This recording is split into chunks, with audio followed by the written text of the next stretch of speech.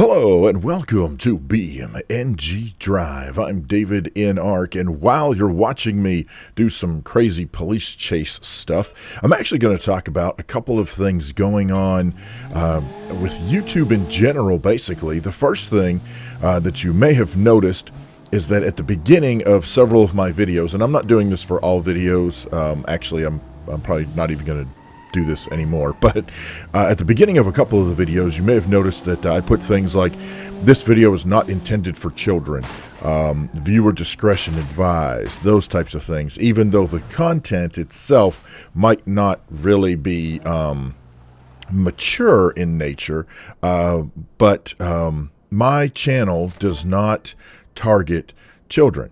And if you may or may not have heard of the stuff going on between, with YouTube and the Federal Trade Commission and things that are being handed down or potentially handed down to content creators, and that is this whole thing around COPPA, which is all about the Child Online Protection and Privacy Act, or whatever COPPA stands for, COPPA, unlike the COPPAs that you see chasing bad guys.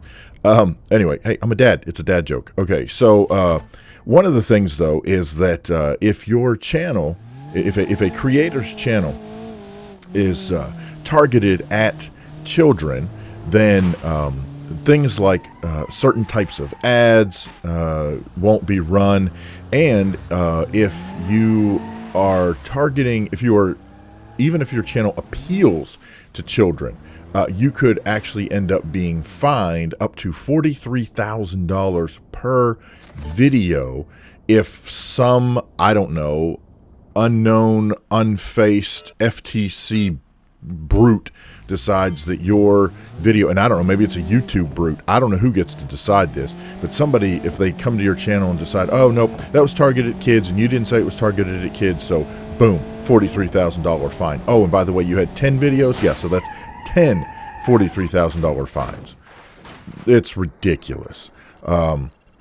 My number one argument against this whole thing is that there are TV programs, there are online streaming programs, there's all kinds of media out there, heck, magazines, you name it. But my main analogy is especially it's TV shows, right? So there are TV shows that run children-focused commercials during those shows. And I'm sure you can just turn on the TV if you still have a TV. You can turn on your TV, flip it over, and you can see exactly what I'm talking about, especially on, early mornings or Saturdays, Sundays, you name it. There are all kinds of ads aimed at children. Now, the difference is, and this is the main argument against my argument, is that, well, that's not online. That's so it doesn't apply. Yes, it does apply. It's the exact same thing. If I have a video, how am I supposed to know if my video appeals to children? I don't aim at children. I'm aiming at adults who enjoy, and when I say adults, honestly, my main target audience, the folks who watch this the most, are 18 to roughly 35-year-olds, right? And then it's kind of weird. Then it kind of makes a big jump, actually, into folks that are my age and older. And so, what's interesting to me, though, is I don't target children, but I can't speak for what appeals or doesn't appeal to a child, and that's part of the problem we have. Part of the problem with the wording is that it says, if your content appeals to a child. Well, who the heck knows what appeals to a child? And here's the other thing. What appeals to a child today might not appeal to a child tomorrow. And look at channels like some of the big dogs. Look at Markiplier. Look at Jacksepticeye, right? Jacksepticeye does not make content for children. And yet, how many times has he been invited through foundations like Make-A-Wish to go visit children because they enjoy his content? Okay. It appeals to children. So he's going to get fined $43,000 for every video that they think appeals to children, even though that's certainly not his target audience. It is absolutely insane. So I've put a couple of disclaimers at the front of a couple of my videos just to, I don't know, be kind of snarky about the whole thing. I find the whole thing ridiculous, and I don't exactly remember when the FTC is going to close public comments, but I know that you can make public comments. If I can find the link to it, I'll put that down in the description below. I left a public comment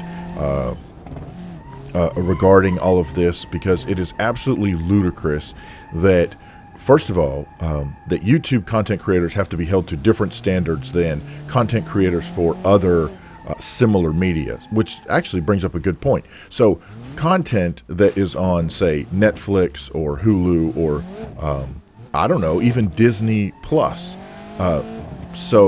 which I guess they don't run ads, so I guess that is a little different. But the streaming sites that do run ads, or again, television, which actually that brings up a good point. So let's say that I'm watching a television show on a television network's online streaming service, and they run a commercial. Are they subject to this whole COPPA thing? Because their content may appeal to children, even though the content itself is not aimed at children. Who knows? I don't know. It's going to be very interesting to see what happens and what what the fallout is. So I just wanted to give kind of a quick update as to why those types of intros have appeared in a couple of my videos. Like I said, I'm not going to be doing that much. I wanted to do it, just kind of be snarky about the whole thing. I think it's totally ludicrous. Now the flip side is my channel already doesn't make a lot of money, so I could technically, I suppose, if I just wanted to be quote unquote safe, I could just mark everything child friendly, and then therefore it wouldn't run those particular targeted ads. So I would make less revenue than I already make. It's like going from $30 a month to probably $4 a month. It's not going to make or break me, to be perfectly honest with you. But who knows? And who knows? This whole thing may shake out differently, and it may not be an issue. But just to let you know, if you see those types of messages, those types of content warnings, whatever, on some of your favorite YouTube creators' channels, that's what this is all about, this whole COPPA mess.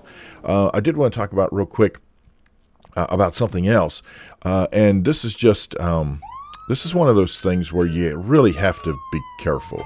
I had downloaded a mod the other day, and there was no picture of the mod, and it just had a description, and that should have been my first clue. If you are out there looking for mods, whether it's for BeamNG or GTA or Red Dead or any other game, if there's not additional content that goes with that mod, meaning if there are not screenshots, if there's no video preview, that type of thing, be very, very careful about what you're downloading, even if it's from a quote-unquote official source. What happened to me was I went to the BeamNG repository. In fact, it was on the main repository page, and there was a map called something like, I don't know, Jumps and Bumps or Jumpy Road, or I don't know, something. It sounded interesting. Basically, it was supposed to be a straight road with bumps in it. And I don't know. There was no picture. There was no nothing. So I went ahead and downloaded it, and when I downloaded it, everything seemed fine.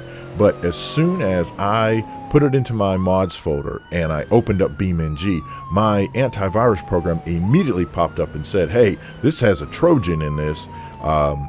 We've blocked it, but just want to let you know that a Trojan has been copied into your BeamNG Lua folder. And actually, it was a subfolder off of that, but in any case, it infected, or it attempted to infect my computer. Luckily, my antivirus stopped it, but even though my antivirus program stopped it, it really wreaked havoc on my computer. It took me hours to be able to get my computer to where it would boot up without doing a blue screen, and then also where I could actually even run BeamNG. I had to go back and re-verify all the files, and there were some I had to do an SFC/scan now. Don't know if you're familiar with that or not, but I don't know. It really, really messed with my system. So just be careful when you download stuff. I would definitely recommend scanning your files whenever you download, especially if like I said, if there's no media that goes with it. And that should have been my first clue. The fact that there was no screenshot to go with it, And in fact, there were other comments that said, hey, no screenshot, no download for me, and that's the right move. So just be careful out there. I have no idea what the checks and balances procedure is for the folks over at BeamNG when they're putting stuff on the repository. So you can't rely on them to scan stuff for you. And then again, like I said, I downloaded it and it downloaded fine. It did not trigger that Trojan until I actually opened up BeamNG, and then it attempted to infect my machine. So just be very careful out there. Just wanted to let you know, about that, and just kind of be cautious. And this is also why it's very it's very frowned upon to download mods from some of these Russian mod sites, because they might have some really cool mods, frankly, that most of them are either stolen or they were private mods that other people got a hold of and they put out on those Russian sites, but you just never know what's going to be in those zip files. Now, I will tell you, full disclaimer, I have never been infected or attempted to be infected by any mod I ever downloaded from the quote-unquote unofficial sites out there. But be sure to just use your own judgment. Make sure that you've got your antivirus software installed, up to date, all that kind of good stuff. And by the way, in terms of antivirus software, I'm just using the Windows Defender that comes with Windows 10. I don't use any third party. Now, I did get Malwarebytes in order to scan my machine and make sure everything was clean, but the Windows Defender is actually what popped up and caught that Trojan. So kudos to Microsoft for grabbing a hold of that. But in any case, you want to make sure that you scan any of the files you download. And like I said, even scanning the file didn't actually detect, well, I didn't scan it per se, but usually when you save a file to your computer, once it's saved, then your antivirus program usually tries to scan it at that point. In this case, it bypassed that, but as soon as I fired up BeamNG, it caught it right then. So just something else to kind of look out for. So anyhow, this went on a little longer than I thought it was going to. Hope you've enjoyed the police chases and crashes and all that good stuff. Got any questions, problems, suggestions, horror stories? Feel free to leave those down in the comments section below. As always, thank you so much for watching. I appreciate it so much. Thanks to Hero of God, GamerGull, and Mr. Spooky7 for supporting me on Patreon. If that's something you would like to check out, head over to patreon.com/davidinark. And if you've got particular content you'd like to see more of, less of, let me know down in the comment section. This channel is sort of going through an adjustment period. I'm trying to figure out, kind of what I want to do and what I want to play. And I'm very interested to see what you guys would like me to do, what you guys would like me to play. It doesn't even have to be a game. It could be if there's particular content you'd like to see. I don't know, busting open PCs, or I don't know, talking about different hardware or software, or I don't know, whatever. Anything. I'm looking around the room. I'm like, I don't know, Funko Pop, baseball cards, whatever. It doesn't. I'm open for whatever. I'm good to go. But anyhow, thank you. I ramble. I digress often. But thanks so much for watching, and we'll see you next time.